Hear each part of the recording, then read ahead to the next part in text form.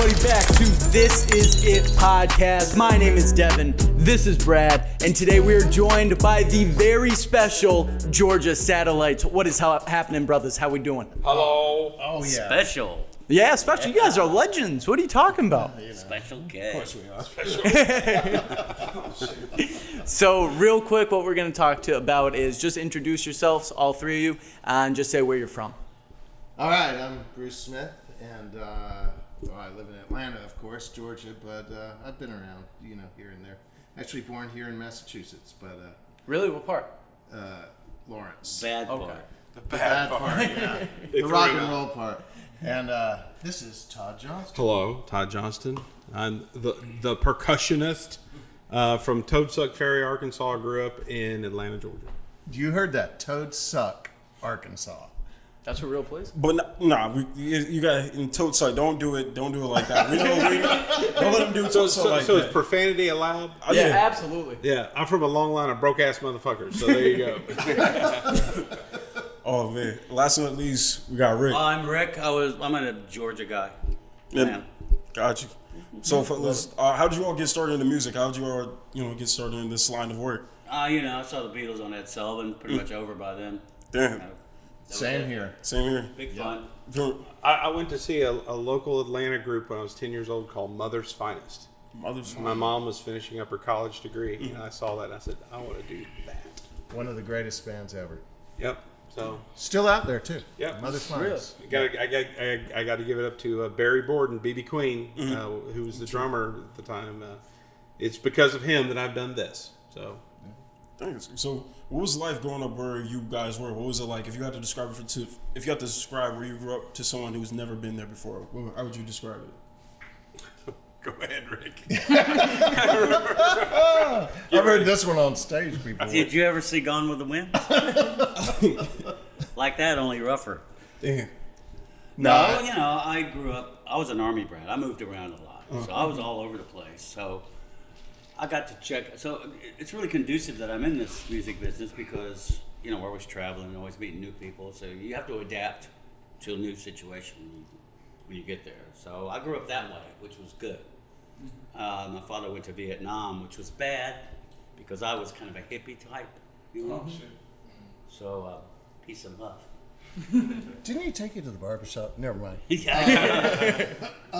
He took me to barbershop. So I was, when I was getting into the music scene, I was living in Winston-Salem, North Carolina, and I call Winston-Salem the music boot camp because everything in that town was about music, and there were guys like Mitch Easter who has quite a bit of fame, and just this whole amazing bunch of people. So by the time I moved to Atlanta, I was just keeping up with those guys. I wasn't like the cream of the crop or anything, but I was just keeping up. And when I got to Atlanta, people were like, "Man, you're the best guitar player I've ever seen. Wow, this is great." And so it was like smooth sailing after that. Right?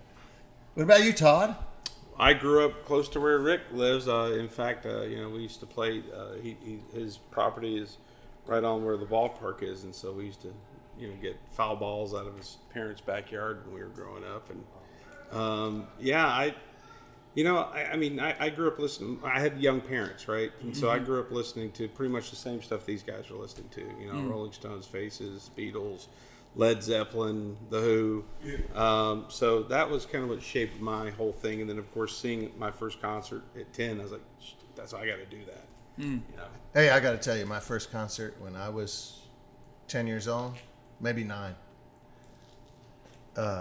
Jimi Hendrix opening for the Monkees. That's pretty Top awesome. that one. That's pretty awesome. Yeah. God damn. Anyways, so how did Georgia Satellites form? How did the entire band come together? Actually, we were drinking at a bar when the night John Lennon got shot. So we just didn't know what to do. So we went to this. Friends of mine had a barbecue joint downstairs. We would rehearse barbecue joint basement. So that's when it started. Actually, it's been through many transitions since then, but that's when it started. And then we started playing clubs all over Atlanta, and got a following there. And then our road manager, who's British, we made some demos, and he took them to England, and we got signed on this independent label. And we were just called the Satellites. And we get the pressing bank, it says Georgia Satellites. It's like, oh shit. Pigeonholed immediately, right? Yeah. Southern. That's not where we were coming from. We were like, we were Stones, British guys, but nonetheless, Chuck Berry too. that kind of took off, and then we got a major label, and then everything went to hell. Oh. So I guess going off. Well, before we even get to the label stuff, but your style specifically is. How should I put it? It's very easy on the bass guitarist. It's 3/4 chords from what I remember, right? It's simple, but nothing too complex. Why is that the case? It's based on the blues. Rock and roll is like all blues based. If it's really rock and roll, I think, right? Because it's like, it's like a chair or a sofa. I mean, a sofa's a sofa. You could put this on it, and all this on it, and add all this, all these loops and Hooks. and Loops and trinkets and such. Trinkets. auto tune and all that stuff. But it's still a chair. It's yes. And the blues is the chair that rock and roll shits on. Sits in. Shits in. Yeah, I mean, I don't think Chuck Berry ever had a song without it with more than 3 chords, and it worked for him. Yeah. So. That's definitely a good point. You never heard "Push in My Stool"? Well, I heard your room's next to mine, isn't it? No shit. A quick question I got for you guys is because you've been around for so long, pretty much your career spans a couple decades, right? It's been around a lot longer than I was a twinkle in my dad's eye and probably my grandfather's eye. So, what if that's respect? That's respect. That's respect because there's a lot of you've come across and you've seen a lot of musicians come and go in this industry. With your experience with this industry in particular, what have you seen change from when it started to what it is now? The downloading stuff, streaming stuff, completely changed the music business. Completely. We don't even understand. And for me, it changed it for the worst. Yeah. It's just not the same anymore. And the record production is is almost a thing of the past. Everybody's got to set up in their home in their basement, and they can all make their little tapes and their little records, and it's just not the same. Yeah. Why do you think it changed it for the worse? Because musicians are getting ripped off more so now than even the payola scandal there in the 50s. Because when you stream a song, it's like your song's worth maybe 2,000 something cent. Yeah. Yeah. How about that? Yeah. I mean, I was the same face. So that means when I if was a 2,000 kid, people I used to buy download it, you make a singles for 99 cents. Right. Now That's in you the 60s. Right. And now it hasn't progressed much further than that. That's so it's ruined it for me. That's why playing live is the icing on the cake for that. Just getting out and still rocking. But as far as the business goes, I don't know.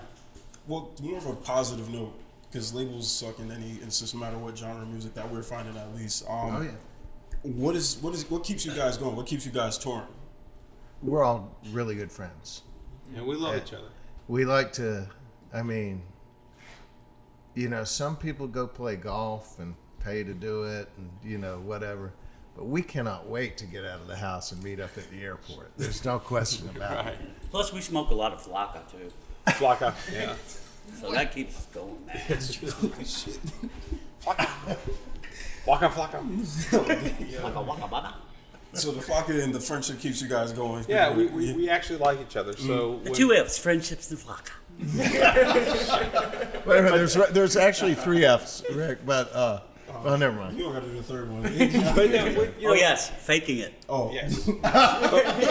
We actually like each other. We like playing together. When we're on stage, whether we're playing in front of 10,000 or 10 people, it doesn't matter. We're looking, at one another, having a good time up there. And it's just there's something happens with this group of guys when we're all on stage and the engine's hitting on all cylinders that's indescribable. And that's why I keep coming back to it. What's your guys' favorite song to perform? Well, that varies, right? Moment to moment, day to day. I don't know. For me, man, Saturday night, crowds packed. Georgia Satellite hops out on stage. Well, you know, The hit, obviously, when you do the hit and you got 10,000 people singing along, you know, you can't touch that. Right. But then again, I mean, from a musical standpoint, sometimes we just do stuff. You know, the beauty of the Georgia Satellites is Rick might start a song that we have never played before. Right. And we just jump in. Hang on. Jump and hang on. Yeah, and that's you know, and when that works, it's fantastic. And when it don't, And when it doesn't, we cry and go to pieces. it's like a scorching case of herpes. What about you, Rick? What?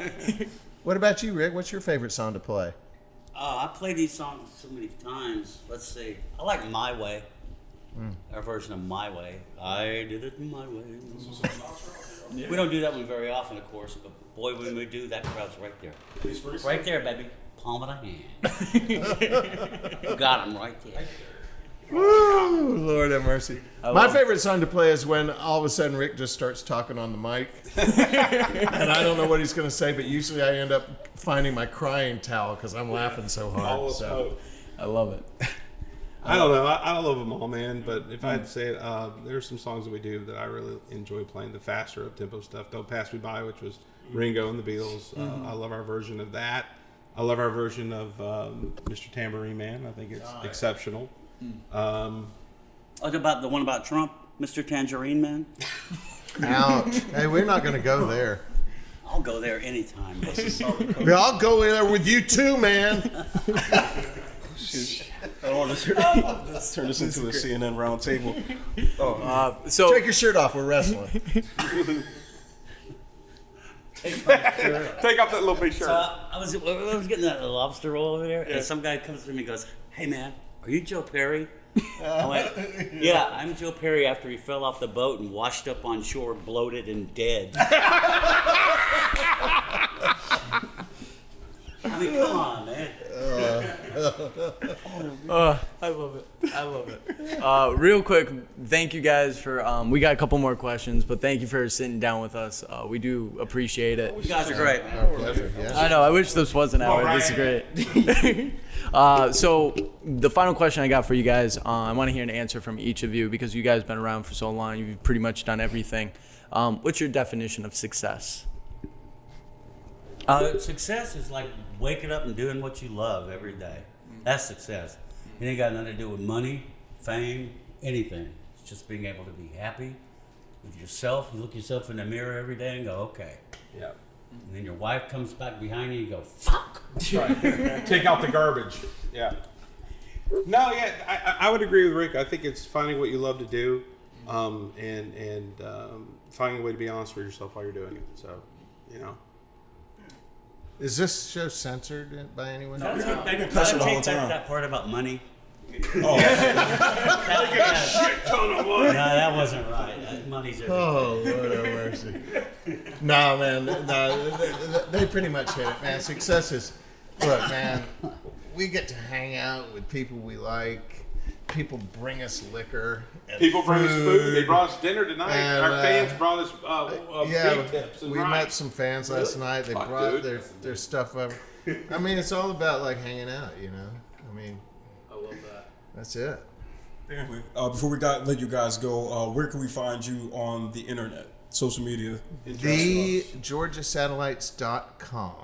And then we have a Facebook page as well.